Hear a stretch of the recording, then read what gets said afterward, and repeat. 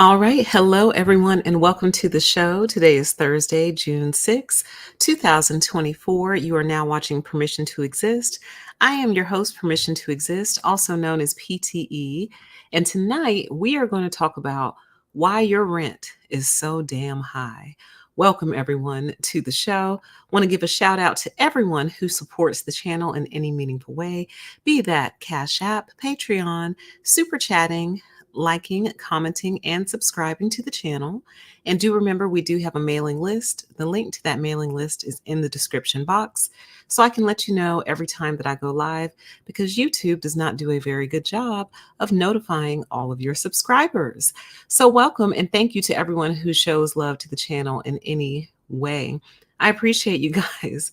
So tonight, y'all, I almost waited until tomorrow to do the show, but I decided it was just a little bit too important for me to wait. So we're doing it tonight because this is huge. This is major.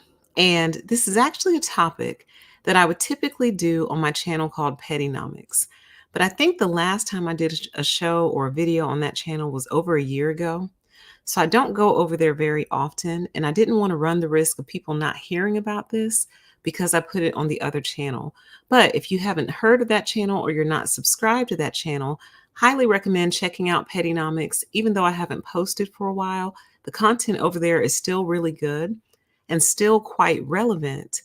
And tonight, I feel like it's all coming full circle. I kind of can't believe it, but I'm not surprised by what we're about to find out. So here's something I normally don't do, but I'm going to go ahead and do it tonight. For those who have short attention spans, I'm going to tell you the whole punchline of the entire show right up front. And then we're going to deep dive for those of you who are very interested in the details of all of this, okay? Here's why this is important. Basically, the feds have raided a major corporate landlord based out of Atlanta, Georgia, and they are being accused of price fixing the market, meaning they and a whole bunch of other corporate landlords got together and decided not only that they're going to charge basically the same amount of rent everywhere in the country, no matter where you are, if you're on the good side of town, the bad side of town, if you're rural in the sticks or deep in the heart of the city, these people have decided for you that they are just all pretty much going to charge the same thing. And they've also decided that they're going to go up on prices synchronously at the same time. In other words, eliminating all of the competition within the market. That's why when you go looking for a place to rent, it seems like prices are the same absolutely everywhere. Absolutely everywhere. And it's for a reason. Now, what we're going to do now is get into that reason. We're going to deep dive it, and we're going to go far deeper into this topic because it's so important, you guys. It's major. It's criminal. That's why price fixing is considered a criminal thing. It's illegal. It's against the law. So let's look into it. First, let's talk about what actually happened, okay? So this all came out on June 3rd, 2024. So that was Monday. It says FBI chat says F those who have short attention spans. Why cater to that? Because it's that important. Normally I don't do that, but it's that important because I need y'all to know what's going on, okay? So this came out June 3rd, 2024. The FBI raids a corporate landlord in a major rent price fixing probe. The Federal Bureau of Investigation conducted an unannounced raid on the Atlanta headquarters of Cortland Management on Wednesday, May 22nd, marking a significant escalation in a criminal antitrust investigation by the U.S. Department of Justice into allegations of a nationwide conspiracy to artificially inflate apartment rents. The implications of this probe are far reaching, potentially affecting millions of renters across the United States. At the center of this investigation is RealPage, a software and consulting firm accused of helping orchestrate price fixing among large corporate landlords. RealPage's system, which provides rental price recommendations based on real time data from landlords, is alleged to be a key tool in manipulating the rental market. The firm's influence covers 70% of multifamily apartment buildings and impacts 16 million units nationwide. The scheme purportedly operated by encouraging landlords to adopt RealPage's pricing recommendations, a practice they follow 80 to 90% of the time. This coordinated approach reduces the availability of rental units, driving up prices. One of the architects of RealPage's system reportedly stated that the aim is to prevent landlords from undervaluing their properties, ensuring consistently higher rents across the board. The impact of such practices is particularly evident in Atlanta, where software driven pricing affects 81% of multifamily rental units. Since 2016, rents in the city have surged by 80%, despite rising vacancy rates that would typically result in lower rents. The widespread adoption of RealPage's pricing recommendations by several landlords between 2015 and 2017, followed by RealPage's acquisition of its main rival, Lease Rent Option, in 2017, has given the company unprecedented control over rental pricing. For renters, the implication of this investigation are significant. If the allegations are proven true, the artificially inflated rents have placed undue financial burdens on millions of tenants, with the findings of this probe possibly leading to changes in how rents are set and regulated. Okay, y'all, this is huge. All right, this is huge. And I have thoughts, I have predictions, but I don't want to make them yet. I want to stay open and just see what happens. But I believe the fallout from this is going to be major, because here's what they're basically saying. What they're basically saying is these companies have been using a software to determine their prices, meaning their prices are not actually determined by the market. They're being arbitrarily determined by the silly ass software. And as a result, because of the collusion, the alleged collusion between all these landlords, they have been able to systematically and across the board raise rent on renters. And there's pretty much nothing the renter can do, because what are you going to do? Move across town where they're charging the exact same amount? What you going to do? Right? And it's illegal because it takes away competition. So basically, what it's saying is there are two different apartment complexes across the street from one another. One is charging $500 less than the other one. So the owner of the other one comes over and says, "Hey man, why are you undercutting me? Why are you cutting me off at the knees?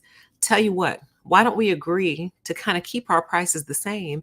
And as a matter of fact, we'll go up on prices together at the same time, so we both make more money together."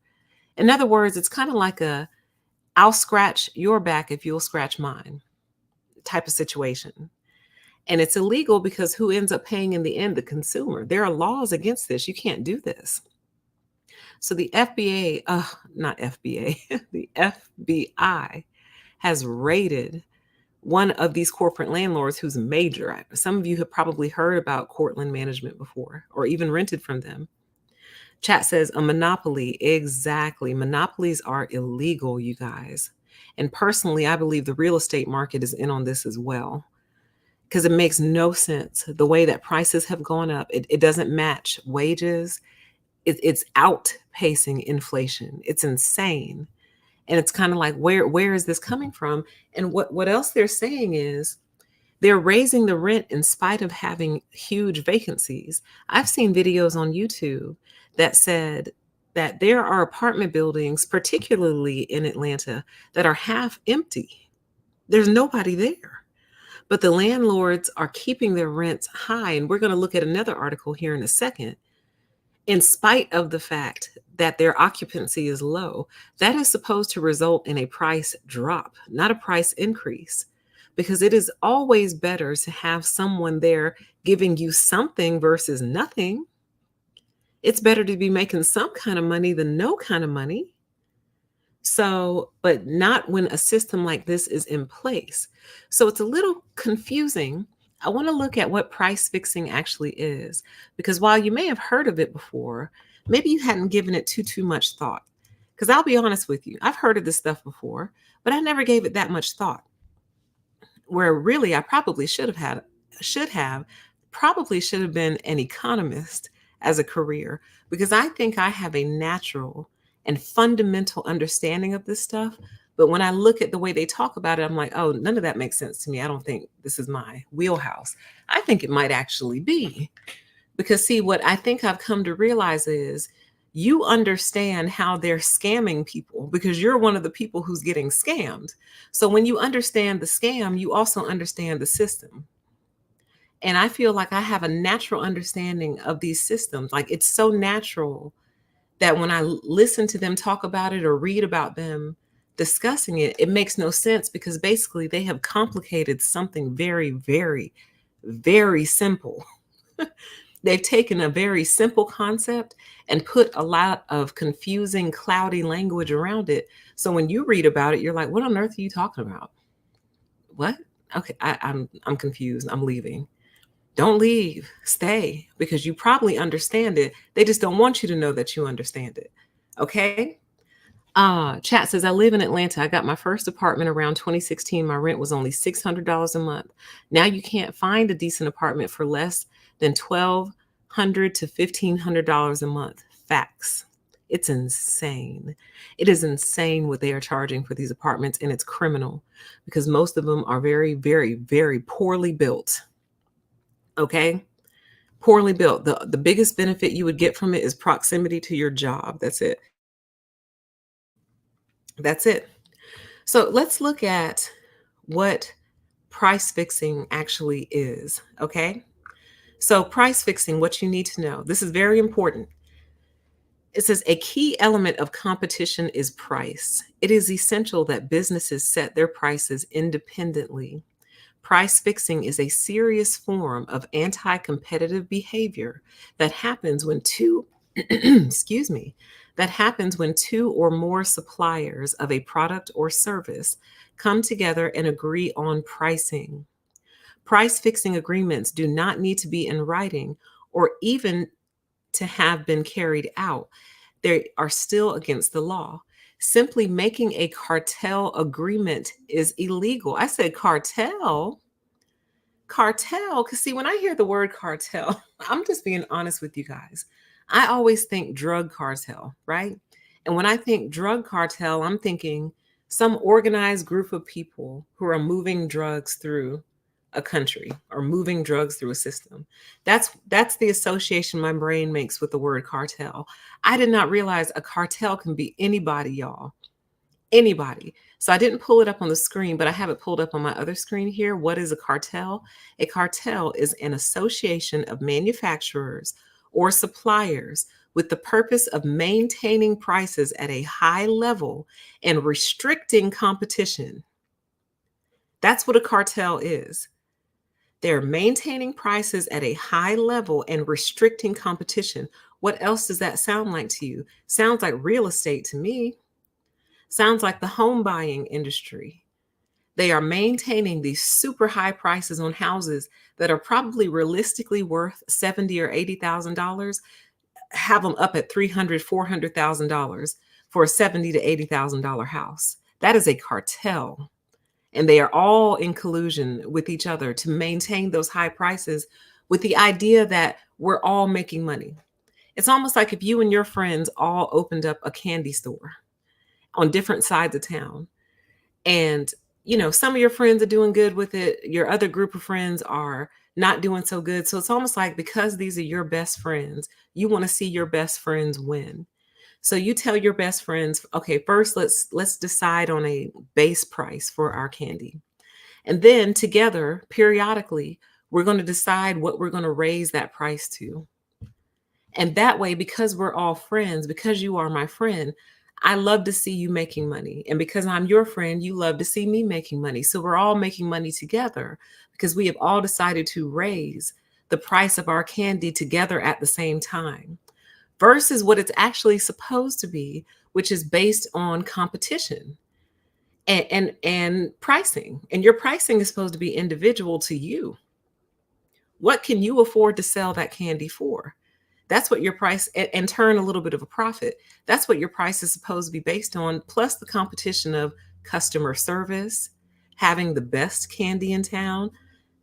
Maybe your shop is in a better location than your friend's shop, so you make more money. Maybe your candy store is right next to I don't know, an elementary school.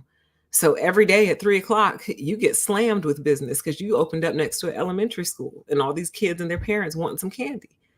You see what I'm saying? That's what pricing is supposed to be based on, not based on you and your friends sitting around saying, you know what? I hate that you're not making as much money as me. I'm gonna help you out, friend. We're all gonna have our same prices together and we'll raise them together. That is what's happening. That's what's happening to real estate, and that is what has happened to the rental market. Oh, baby, the fallout from this is going to be absolutely glorious. Let's look a little bit deeper, okay? Types of price fixing. Price fixing agreements can take many forms. As well as agreeing to charge the same price, members of a price fixing cartel may also illegally agree on discounts, margins, price differentials, price increases, or minimum prices. So, what's the harm? Price fixing agreements cause consumers and other businesses to pay more for goods and services without any additional benefit or value to the consumer. Where there is a lack of competition, for example, where there is a price fixing cartel, both businesses and consumers suffer. The cost of doing business goes up.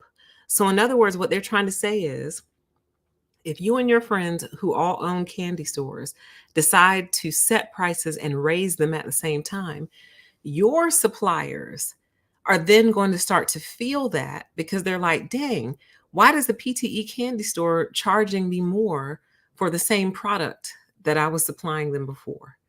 So now you've caused your candy suppliers prices to go up because now they have to charge whoever they get it from more because you're charging them more because you and your friends decided you're going to raise prices for no reason. So there's a trickle down effect in the worst way. Do you understand what I'm saying to you?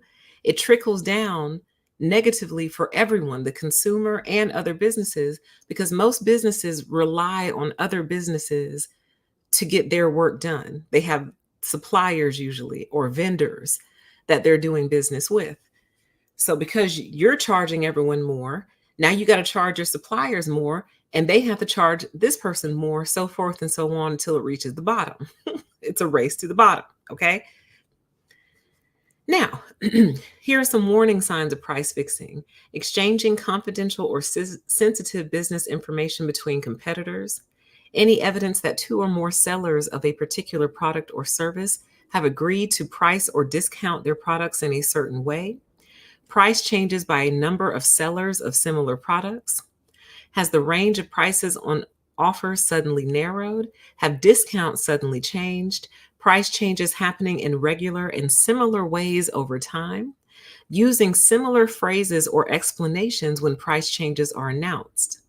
The presence of any of these warning signs does not necessarily mean a cartel exists. The fact that prices are the same or change at the same time is not enough to establish that price fixing is taking place.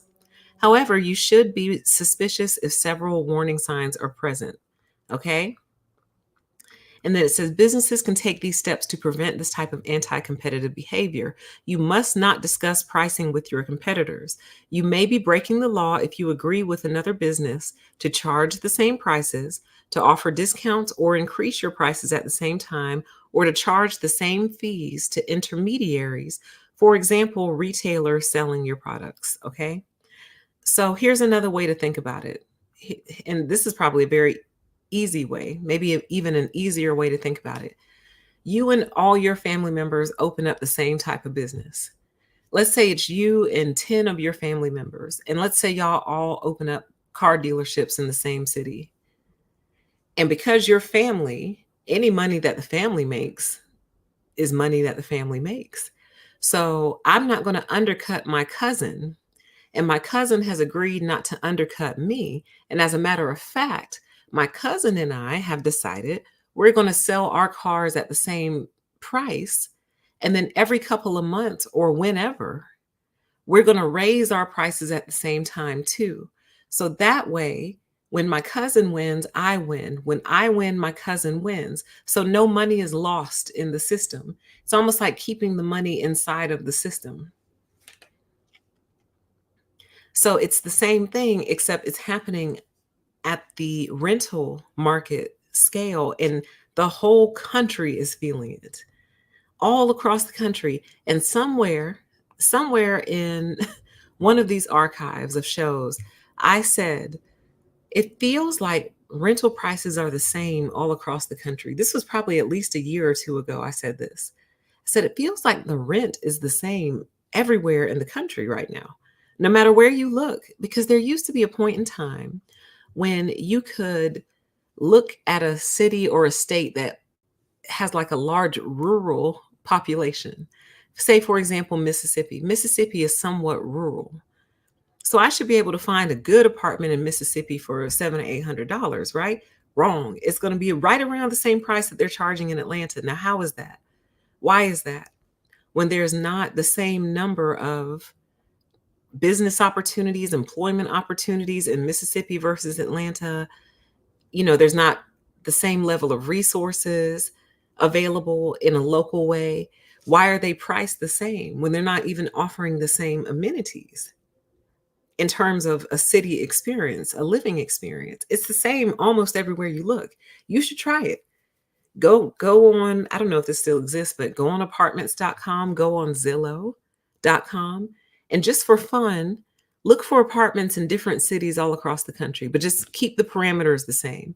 Say a 2-bedroom, 1-bathroom apartment in Texas. Now do Florida. Now do Alabama. Now do California. Now do Nevada. Now do New York. Now, obviously, some markets are going to be insanely high, like New York and California, but just try it.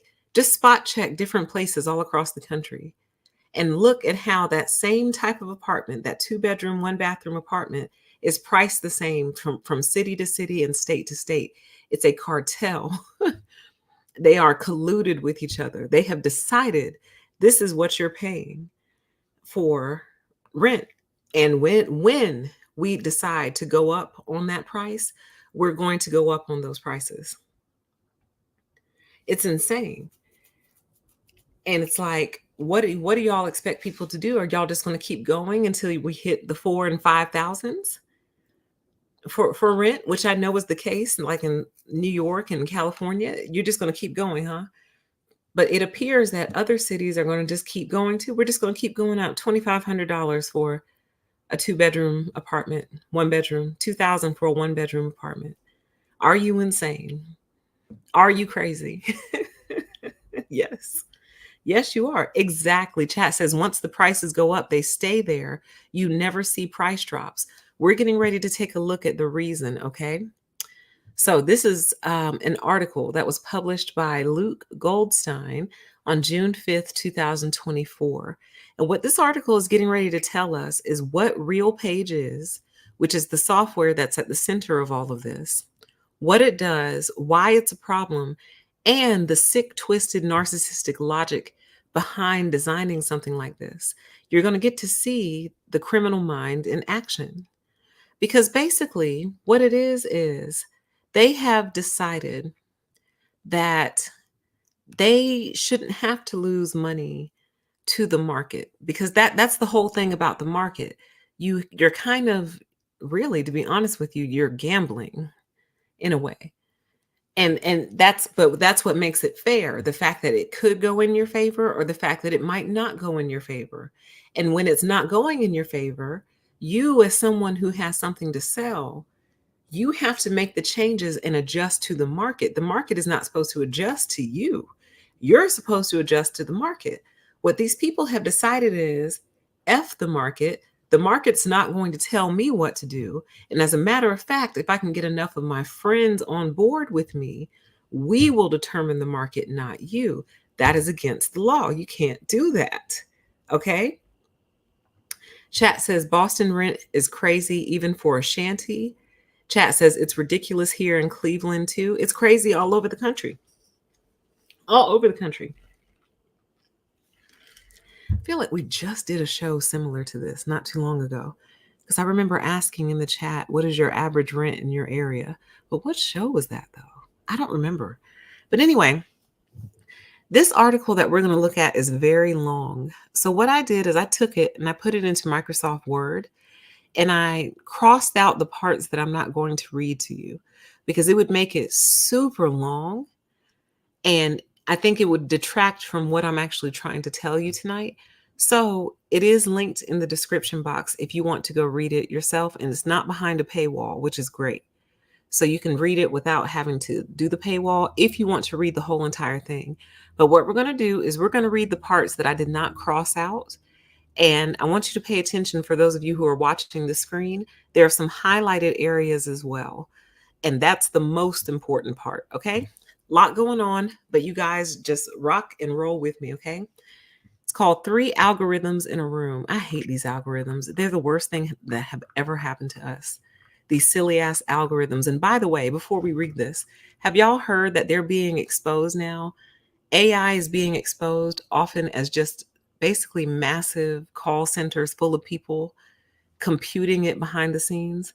So in other words, there's not even a software program running a lot of the AI. It's another human being on the other side of the world in a room full of like 200 other people just doing it real quick and calling it AI. Anyway, that's another discussion, different day. Three algorithms in a room. Let me see if I can make this just a little bigger. There we go. It's uncanny how most of the modern ills plaguing our society, our economy today, can be traced back to airlines. The industry is a petri dish of contaminants, from deregulation to market consolidation to financialization that metastasize into other sectors in the 20th century.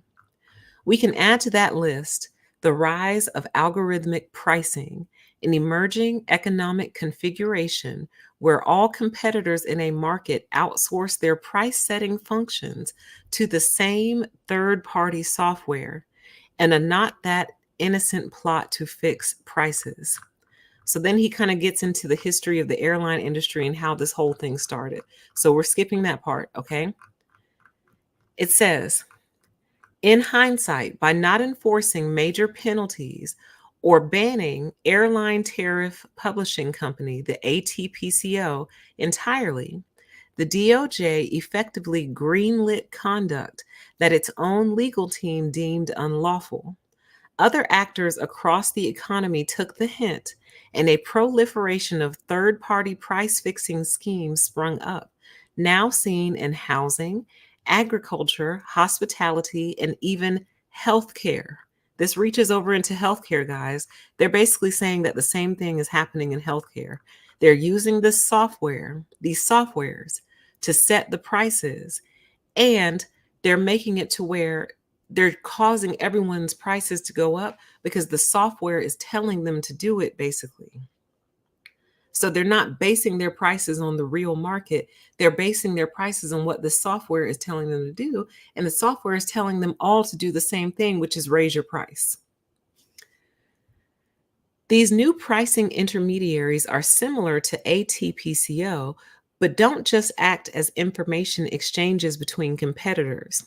They actually set the prices for an entire industry by using machine learning algorithms and artificial intelligence, which are programmed to maximize profits. To arrive at optimal prices, these software applications aggregate vast amounts of relevant market data, some of which is public and much of which is competitively sensitive information given to them by their clients. Each algorithmic scheme has its own distinct features, but they all share the same underlying philosophy. Competing on price in an open market is a race to the bottom, so why not instead coordinate together to grow industry's profits? In other words, it's another version of the notorious Peter Thiel's adage that competition is for losers. So let's pause there for a second. I don't know who Peter Thiel is. I didn't look him up before the show. I assume he's some sort of economist. But competition is for losers. In other words, they don't want to play the game. They don't want to play fair. They don't want to actually have to work. They don't want to work hard. They want it handed to them. They want handouts. Do you see what I'm saying? So the same people who accuse you of being lazy, accuse you of not wanting to work, accuse you of wanting handouts are taking part in this type of stuff because they don't want to work. They're lazy. They don't want to play the game. They don't want to compete. They just want the game won for them over and over and over again. Basically, they have rigged the game because they're lazy, selfish, psychopathic narcissists. They've rigged the game because they cannot stand having to actually work for something and earn it. They don't believe in earning anything. They believe in taking what they want when they want it and not having to actually earn it. That's who we're dealing with here. Okay, let's continue. These business arrangements are coming under fire from a new crop of antitrust regulators who are far more aggressive than their predecessors. Both the DOJ and the Federal Trade Commission are intervening to help in numerous lawsuits making their way through the courts that target algorithmic price fixing. The DOJ has even returned to the arena with its own collusion case against an agricultural information hub called AgriStats. The outcomes could have major ramifications for this field and rectify the lax enforcement of the ATPCO in the 1990s. All right, so let's keep going. With market power, RealPage could extract higher rents than any one landlord acting unilaterally would be able to pull off.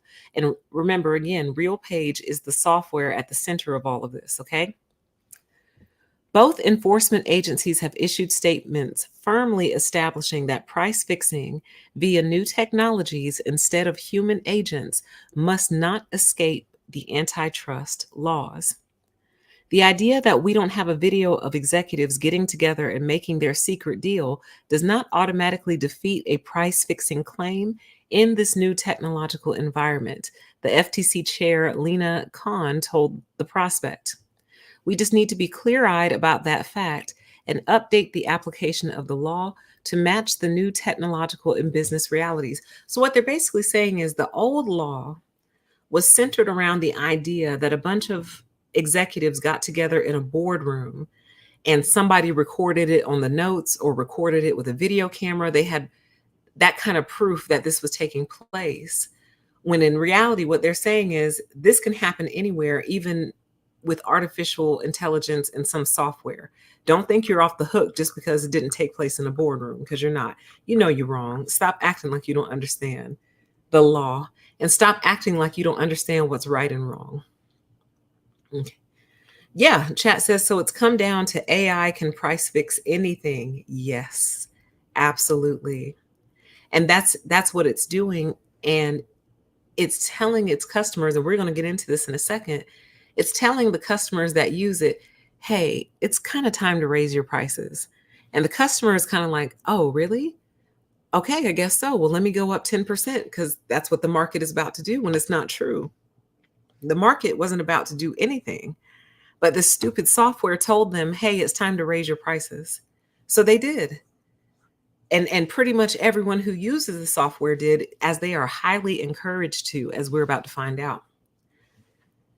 It's not clear whether this view will hold sway in courts, with judges entrenched in more conventional understandings of collusion through a handshake agreement. Some plaintiff cases are already meeting snags for that reason.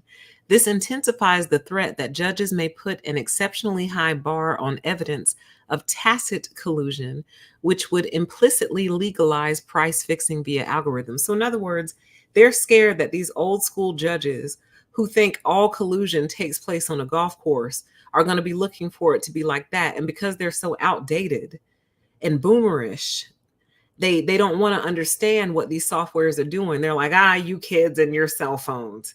You kids and these silly computers. So they're worried that some of these judges will just write it off like, we don't have any proof there was a handshake. You don't need proof of a handshake. They're getting ready to eat y'all alive. Okay. Anyway, so he's going more into the history. I kind of crossed that out because we don't need that. You can read it yourself if you're interested. It is linked in the description box. Oligopolies, however, found new ways to innovate their way out of this regulatory burden. They turned to a burgeoning field at the time called revenue management. Its leaders described the work as not only designed to benefit individual firms, but to grow profits for the entire industry writ large. So, in other words, they have colluded with each other and said, hey, why are we fighting each other when we could work together to get rich together? Why should we be enemies when we could be friends, work together, and raise these prices together? And what are the customers going to do because they don't have anywhere else to go? They're either going to come to me or you. So if they're either going to come to me or you, instead of us being cutthroat with each other, why don't we work together and get rich together? Isn't that the goal? And a lot of them said, you know what? Yes. And they joined forces and have raised prices together in all kinds of industries. Okay. But the one that's at the center of all this is the rental market. Okay. It says ATPCO was born out of this new revenue management style of thinking, and its founder, a former Alaska Airlines executive named Jeffrey Roper, was a major adherent. Roper left the country following the DOJ's investigation into ATPCO's practices. He later returned in the early 2000s as a principal scientist for a new startup venture called RealPage. Roper's new company had the objective to revolutionize pricing in real estate by fixing the same problem he helped the airlines address post-deregulation, to head off price wars by conspiring together. A rising tide will lift all boats, as one real estate executive whom RealPage worked with put it. In other words, guys, let's stop fighting each other. Let's work together. Let's raise these prices together because these people don't have anywhere else to go. And as a result, we'll all get rich together. And here's how else it plays out. If we're all getting rich together, then maybe I'll help share with you by buying some stock in your company. And then you buy stock in mine.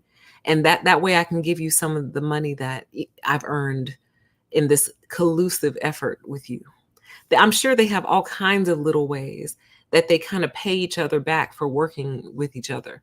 Like, hey, thanks for keeping this going. I'm stupid rich now, and so are you. Look at what working together got us instead of fighting each other. You see what I'm saying? It says Roper took a very unsentimental approach to the business of property management, where he saw irrational human behavior driving inefficiencies. According to Roper, landlords had too much empathy, which prevented them from raising rent as high as they could. As Roper once put it, if you have idiots undervaluing, it costs the whole system. So basically, the man who designed this system that just got raided by the FBI told his philosophy was landlords have too much empathy. And having empathy for the human being is preventing you from raising your rent like you need to be, or raising your rent as high as you possibly could. So you had empathy on that family where the father just got put out of work, or the mother just lost the father of her children. So now she's a single mom. And instead of you keeping their rent the same for a few years so they can get back on their feet, your empathy prevents you from raising the rent on them. And you just keep their rent the same for a couple years, maybe only charging them $700 when you could be charging them $1,400. So this man designed a software to remove empathy from you. Really think about that. He designed a software to help remove your empathy. That might need to be a separate show. It just might, and it probably will be, because I can think of a million other ways this is happening. But he's like, you know what? You're too soft. You're a softie. And you could be charging them double what you are, but you have a heart. So here, let me design a software to help remove your heart from you and get you charging double rent, which then you need to be, okay? He said he went about rectifying that by deposing the human agents who controlled pricing and instead introducing algorithms that could make less emotional decisions. In its own word, real in its own words, RealPage promises to maximize profits with the ability to achieve revenue lift between 3% to 7%, even in economic downturns. There should be no doubt that RealPage does so by consistently pushing rent increases, according to testimony from clients in several recent lawsuits. RealPage, according to one lawsuit, told clients that the data they shared would never be used to undercut RealPage's higher prices.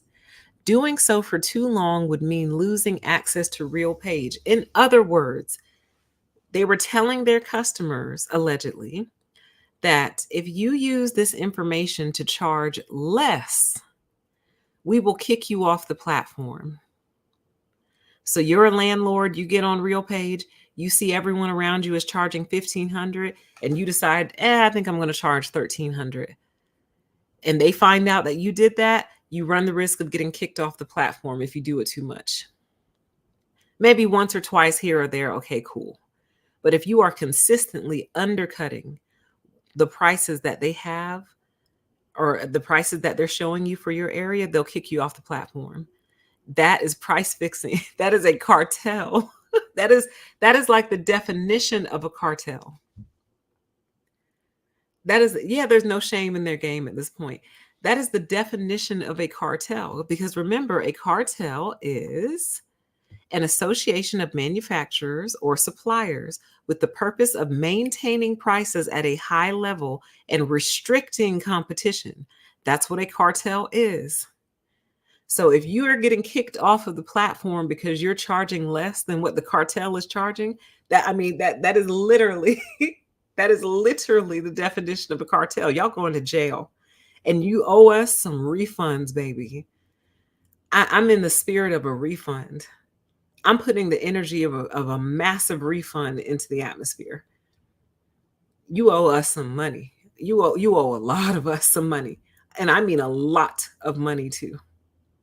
So those of you who've been renting, especially if you've been renting from one of these apartment complexes or a corporate landlord, like I'm currently renting from a corporate landlord, go pull up all your leases, print them out, and keep them in a safe place, okay?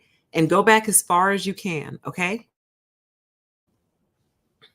Go back as many years as you can. Try to find all of your old leases. Start calling these people, even if you don't live there anymore. Say, hi, I need a copy of my old lease. And if they ask you why, just say it's for your records. They don't need to know why.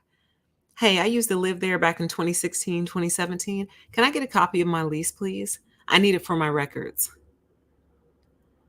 And get it. Keep a digital copy and keep a hard copy as well, and keep them in a safe place, because you owe us a refund, baby. If you have the communications that they send out when it's time to renew your lease and they make mention of a rent increase in that communication, print it out and keep it in a safe place. You owe us some money, bitch.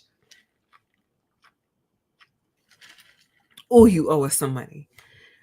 You owe a lot of us some money. You owe a lot of us a lot of money. You do. And you're going to pay it too. You are. So anyway, where were we? By virtually guaranteeing higher revenue, the service quickly spread across real estate markets and achieved extraordinary market power in several major cities. In Seattle, for example, one of the most expensive cities for rent in the country, 10 property managers control 70% of apartment units in one highly sought after neighborhood. They all use RealPage. So that means in whatever neighborhood they're talking about in Seattle, all the rents are basically the same and they all go up at the same time. So no matter where you're looking, you're going to run into the same price. You might have different amenities. This one has a pool, this one doesn't. This one has a concierge, this one doesn't.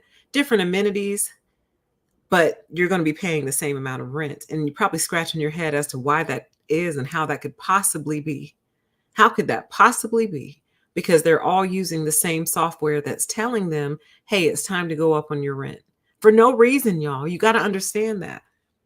You got to understand that there's literally no reason the rent is going up. It's just the algorithm is programmed to go up at the same time. That's it. It's completely arbitrary, okay? The company became even more powerful after a major merger in 2017 with another software company called Lease Rent Options, which the Trump administration waved through after opening an investigation. With market power, RealPage could extract higher rents than any one landlord acting unilaterally would be able to pull off in a competitive market. Without RealPage, customers could just look elsewhere for bargains, and landlords might risk not being able to fill vacancies. But when property managers are assured that virtually all surrounding residential buildings use the same service, then rent increases become more possible. Double-digit rent hikes among RealPage clients are common, according to an ongoing lawsuit. So here's another reason that this is a problem, y'all. Let's say that there's 20 apartment complexes in an area, and 19 of them are using this RealPage software, right? So they're all on the same page. They're all in bed together. But there's one complex that refuses to use it, right? They charge what they feel is right. They charge what they feel is necessary, and they're not participating in this. What happens then is the same thing that drug cartels do. They're going to try to run you off the block, basically. You're not going to come in here and mess up what we have going on. So imagine what's going on behind the scenes regarding that one complex that refuses to join in, who consistently charges less than the neighboring apartments. There's probably a lot of threats, maybe a little extortion, and it probably starts off all very friendly. Like, hey man, let us buy this building from you. We want to buy this building from you. And the owner's like, no, you can't have it. So once they're finished acting or asking nicely, what do you think comes next? What do you think comes next? I asked you, okay, you don't want to participate in our cartel. Fine. Let us buy the building from you. Let us just take this off your hands and you can go start over fresh somewhere else. No. Okay. What do you think comes next? You think that they just accept that and just go, well, that's fine. You know, he's free to run his apartment building how he wants to. He doesn't have to be part of our cartel. That's not how cartels work. That's not how cartels operate, honey. Yeah, exactly. Chat says a little violence, some violence, probably. Or destroying the building, probably. Oh no, that building mysteriously burned down to the ground. Uh-oh. Oops. Shame. Thoughts and prayers. Tragic. And this is why criminal activity of this nature, this is another reason that it's illegal, because they're crazy. The whole philosophy is built on something psychotic. So you refusing to participate in their cartel, they're not going to take that lightly. It's the same thing that happens in the violence-based criminal cartels. You don't get to operate in our neighborhood and not be part of this. You're either going to be part of it or you're going to get out, and you really don't have a choice. So imagine how that plays out in great great in small ways. You understand? You see what I'm saying? They basically bully the other owners into it or else, basically. Okay? Chat says, in order to, not chat, the article says, in order to make these rent hikes stick, Roper and RealPage had to upend the conventional wisdom of the industry called the heads in beds strategy. Usually, landlords want to maintain the highest occupancy rates possible, so they're not wasting space. That means if landlords set their prices too high and can't get any takers, they will usually drop the price to fill the apartment. Makes sense, right? It's better to have someone paying some kind of rent than no one paying no kind of rent, right? RealPage persuaded property managers that this was an arbitrary constraint. Since using their prices, landlords now report that they frequently operate well below 97% occupancy, holding out until they get tenants willing to match their higher rents. In other words, they will keep the building empty to try to get that super high rental rate that's completely ridiculous. And that's why a lot of these buildings, at least here in Atlanta, are sitting around empty because they're all on this software telling them charge $2,600 for that one bedroom apartment. And the landlord is like, I don't think anybody's going to pay that. And they're like, do it. And they're like, okay. So the apartment sits empty for 7, 8 months, 9 months because they can't find anyone to pay that price. Now, in a real marketplace, the landlord would just keep dropping the rent until they found someone willing to pay the price. Maybe they'll find a taker at 1900 or 1800. But with this system in place, the landlord will keep it at 2600, hoping that somebody will finally come along and take the apartment, which is just so stupid. That's really dumb. Like, it's astounding. It's stunning. And to me, this is where the narcissism comes in. Like, you know that that's overpriced. You know you're charging too much money. But you just believe that if I just keep it up high, eventually someone will come rent it, even if it's a year later. Well, in that year, you've made approximately $0 on that apartment when you could have been making $1,800 a month, which is still more than your mortgage. So you would still be turning a profit at 1,800, which is still overpriced, but that's not the point. The point is you'd still be making money, but instead you'd rather leave it empty for 12 months and hope to fetch that higher price than have something coming in. You're stupid. You're really, really, really dumb. These people are really, really, really, really dumb. But that's kind of, it all goes hand in hand. Dumb and lazy kind of go hand in hand. You're too lazy to actually earn your money and too dumb to realize that your plan is not going to work. Like, they go hand in hand. Housing prices have soared across every major market RealPage has infiltrated. With government officials looking to bring down rising housing costs, RealPage is now coming under scrutiny, especially after a ProPublica investigation in 2022 into its business practices. The company is facing a major class action lawsuit for price fixing, and 2 others filed last year by attorneys general in Arizona and the District of Columbia. The lawsuits together paint a damning portrait of RealPage as a collusive enterprise based on rental pricing evidence and scores of interviews with former employees and clients. The DOJ filed a statement of interest in the plaintiff lawsuit and has its own criminal investigation into the company. It just doesn't really take a leap of faith to see why it might be that rents keep going up in these dense metropolitan areas where RealPage operates. In the Washington, Arlington, Alexandria metropolitan area, over 90% of units in large buildings are priced using RealPage's software, and rents have skyrocketed. So in other words, anywhere that this software is being used, the rent goes up, basically. So you have a city that wasn't using RealPage, RealPage comes in, they all get on board, rent goes up. Now, why is that? That's what the Department of Justice is trying to figure out. Why is it that everywhere you operate, rent goes through the roof? The DC lawsuit first explains that RealPage demanded its clients hand over highly competitive sensitive information such as occupancy rates, rents charged for each unit and each floor plan, lease terms, amenities, move-in dates, and move-out dates.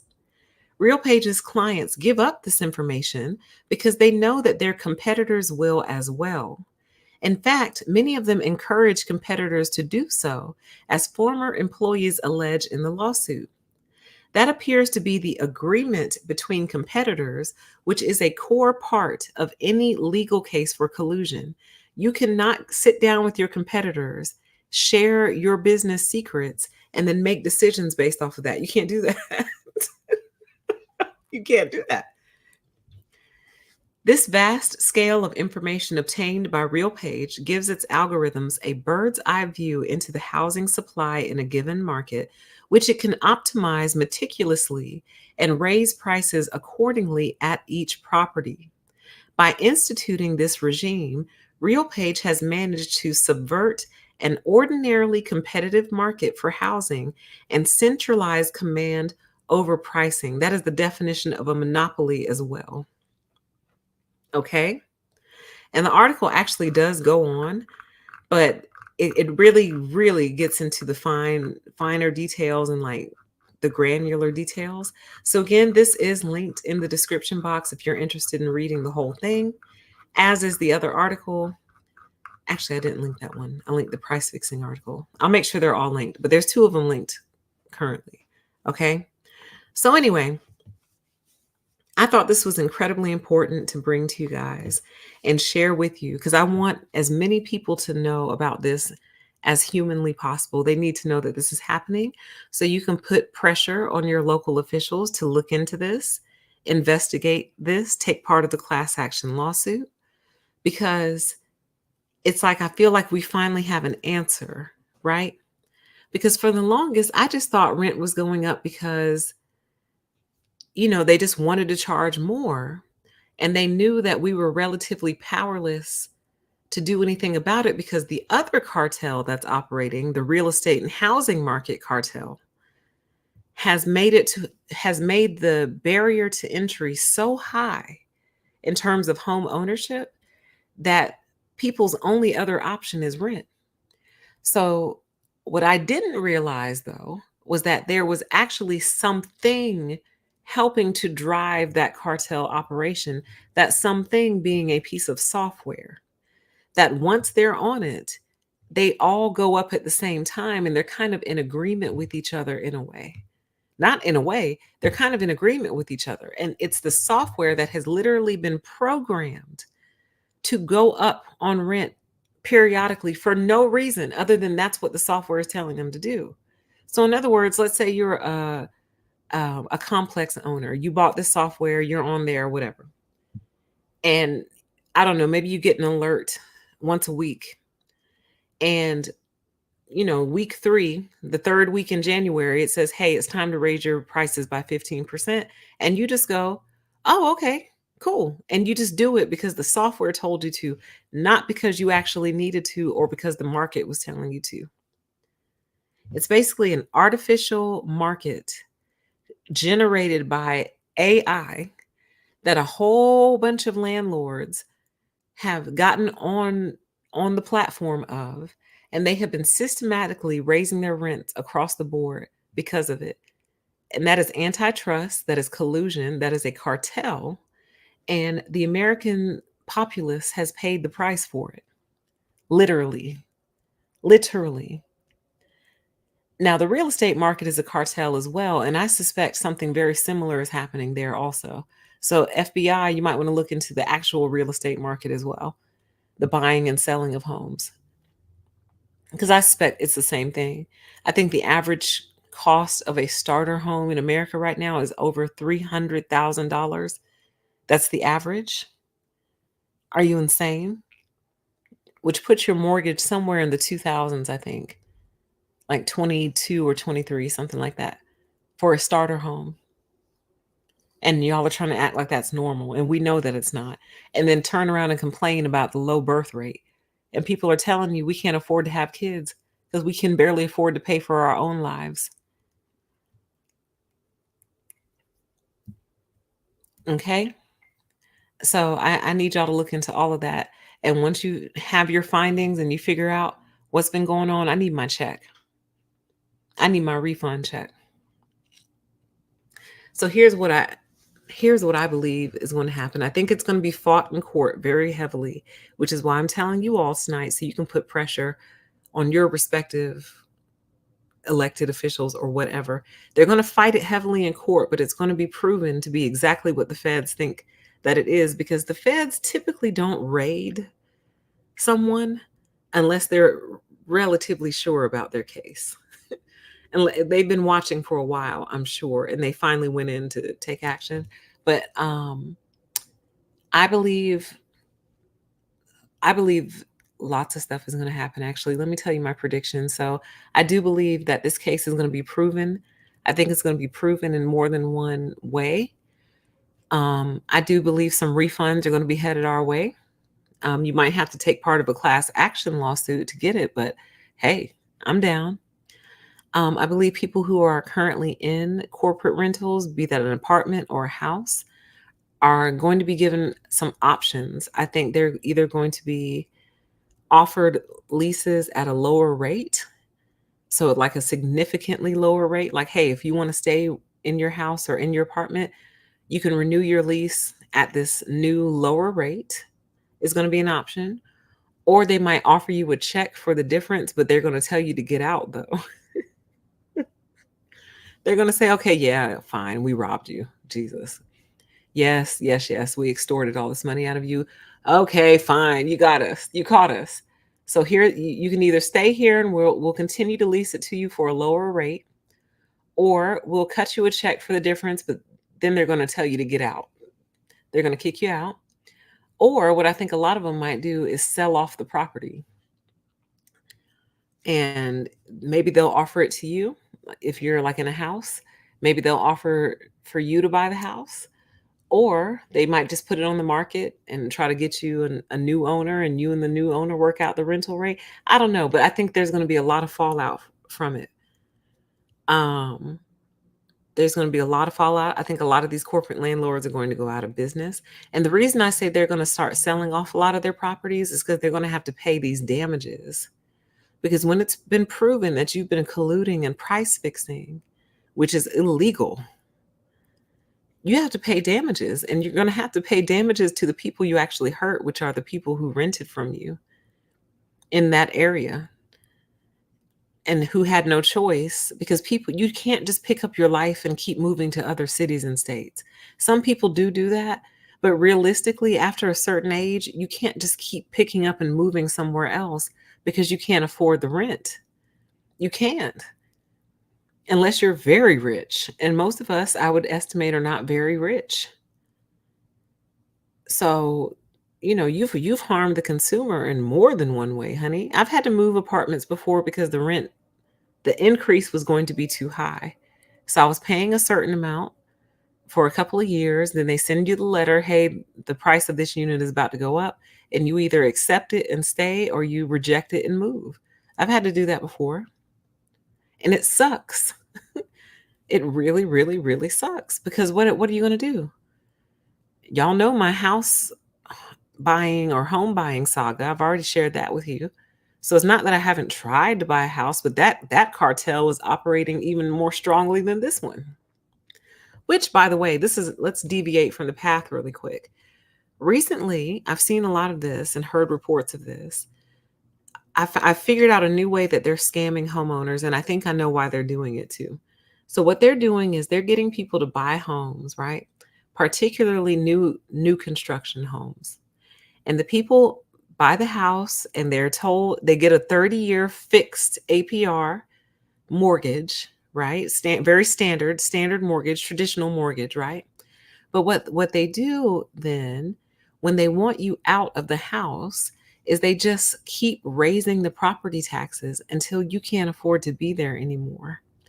because while you could afford your mortgage when you bought it, they keep raising the property taxes to where now you can't afford it anymore. And you either sell your house and get out, or you are foreclosed upon and they take the house from you. And I said, now, why would they do that? And then I realized I figured out why they're doing it. They're doing it for several reasons. One, an empty house is a dying house and a rotting house. So when there's not someone there running the AC, running the heater, running the water, moving the water through the pipes, taking care of the lawn, taking care of pest control, um, fixing little things that break, making upgrades that add value to the property. That is a house that is alive. An empty house is a dying house. It's literally slowly rotting. Okay. So they don't want that. They don't want to have to build a bunch of houses and have them sit around unoccupied, slowly rotting. And they have to take care of everything. So what they do is they trick people into buying these homes, knowing that they're pretty much going to push them out of them in like 6 or 7 years. It's basically like a babysitter. They're basically having people babysit their homes for them until they kind of build it out how they want it. And then once they're ready for you to get out, the homeowner, they just keep raising the property taxes until you can't afford it anymore. Then you dump the house, they come in, they buy it, they scoop up the house. Now they can convert that into a rental property where they use the real page software to just keep raising rents to high hell. Just raise rent until everyone dies. Think about it. Really think about it. So, and let's walk through it again. Some investors come through, they say, hey, this is a good piece of land. We want to put 200 residential homes on it that we're going to turn into rental units. But we can't turn them into rental units just yet because it's going to take a while to finish the neighborhood. It's going to take a while for us to get it set up how we want. So who can we get to babysit the houses for us while we work on this project? We'll put them on the market and we'll sell them to the average everyday consumer with their thinking that they'll be there for 30 years, but they're not, because we're going to push them out around year 7 or 8. And how are we going to push them out around year 7 or 8? We're just going to keep raising the property taxes on them until they can't afford it anymore. And then they'll either have to sell or we'll foreclose on them. And then the house is ours again. And then once the house becomes ours again, we just put it on the market as a rental unit where we will continue to raise the rent on it until everyone dies. And the benefit of that to us is that for those 7 or 8 years, we're not responsible for anything. We don't have to fix anything that breaks. We don't have to take care of it. We don't have to mow the lawn. We don't have to fix the AC if the AC goes out, because it's not our house, it's yours. You're the homeowner. But when we're ready for you to go, we will just continue to raise the rent. We will continue to raise the property tax on you until you can't afford it anymore, kick you out, take over the house. Now it's ours. Thank you for taking care of it for 7 or 8 years. Look into it, y'all. And the other group of people that this is happening to are seniors. So seniors who bought their houses 30 years ago, 28 years ago, 26 years ago, and are now on a fixed income. Well, they want to turn your house into a rental. So what do they do to the senior house? They just keep raising the property tax until they know that that person or those people who are on that fixed income cannot afford the rising property tax rates, so they have to leave. And where do they typically go? To a senior center where they have to pay rent and live with, other seniors, and it's extremely downsized from what they had. And they go over there and they pay rent on their fixed income, and there you go. It's a scam, baby. This is the United States of Scamerica. Y'all are scamming. Y'all are scammers and con artists. I've been calling y'all scammers for a really long time, and I just didn't realize how right I was. I knew y'all were running a long con on us. I knew y'all were running a con game on us. A legalized con game. But thankfully, there are laws in place, like these anti-collusion laws, designed to prevent this kind of stuff. You just have to be able to prove it. And it looks like the feds finally have their proof. Okay. So I wanted to share this with you all tonight. That's pretty much everything. I'm going to be keeping a close watch on this. and keeping an eye on this. And I'm also going to be watching the mailbox for my refund check because I want my money back. You're going to pay us all back. Because I've already told these people, it's election season, right? Which is funny because it doesn't feel like it, because normally they're very aggressive and it just seems like no one really cares this year. But anyway, they keep calling me for these little surveys, right? And they're like, do you plan on voting this year? And I'm like, no. And they're like, can you tell us more? I'm like, until you people fix this housing situation, I absolutely refuse to vote for either one of you. You can both go to hell. All of you can go to hell because you all think that this is a game. You're out here playing with people's lives. You act like you don't see it. You're all focused on everything else but this. Just looking around all over the place. Oh, I don't know what's going on. You know what's going on. And I'm telling you, I said, is this on a recorded line? Yes. I'm not voting for any of you until you fix this. Fix this housing situation. Fix it. Figure it out and fix it. Or else I'll sit back and watch the whole thing burn. I don't care who wins. Because y'all, we are in trouble. Do you get that?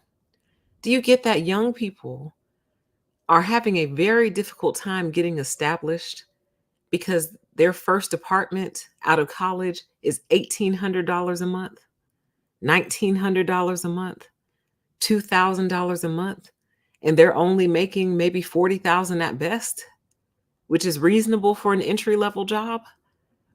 40, 45, that's kind of reasonable for entry, depending on your industry, obviously. That's a pretty reasonable starting salary.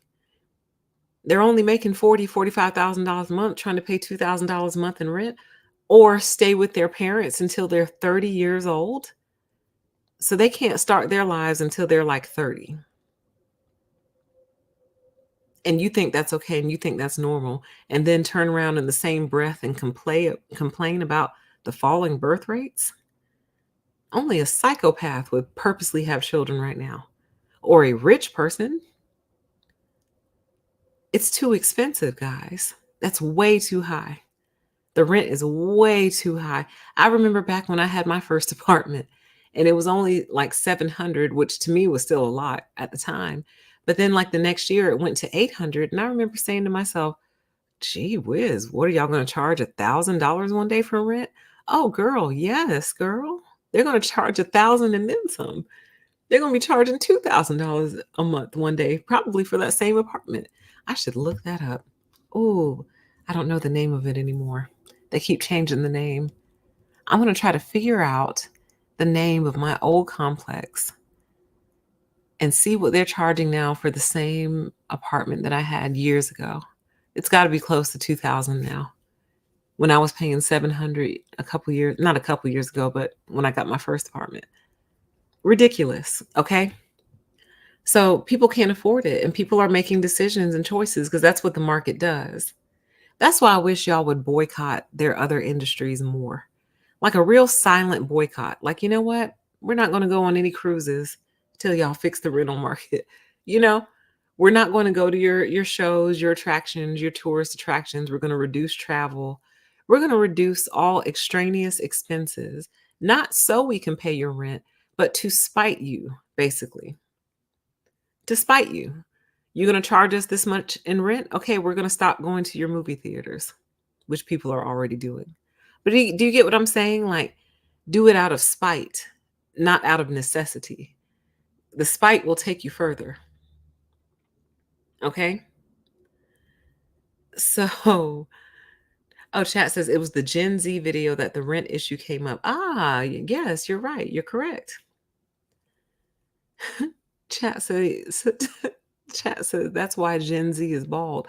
Listen, I would be bald too if I had to pay $2,000 for my first apartment coming out of school. Good grief.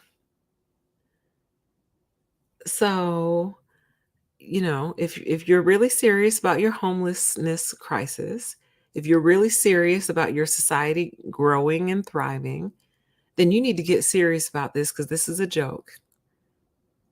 And all your scams are starting to catch up to you. They're all coming to a head. The college scam, the housing scam, the job market scam. All your scams are coming to a head, honey. You're imploding. And I love to see it. I love the implosion. I'm gonna kick my feet up and eat popcorn and watch it implode because it's ridiculous. But I'm very, very grateful that there has been someone watching, and it looks like the feds have been watching. Okay. So keep an eye on this, everyone. Please tell a friend. And if they don't understand what you're trying to tell them at first, you make them understand, force them to understand. Because what you cannot do is accept it. Don't let anyone, especially not someone in their 20s, don't let them accept $1,800 a month for rent. That is ridiculous. That is too high. That's way too high. Don't normalize that. Do not allow that to become normalized because that's what they want. But just like Kendrick said in a recent song that came out, am I battling ghosts or AI? It looks like we're battling AI. Okay. And the idiot, blockhead, brain dead, psychopathic, narcissistic freaks who are programming it to fleece you of every single dime that you have. Okay. So with that, that's all I got, y'all. The article's are linked in the description box. Sign up for the mailing list if you want to be notified when I go live. And I will see you all again very, very soon. I look forward to reading your comments once the show uploads. Okay. So take care. Have a great evening, and I'll talk to you again soon. All right. Bye.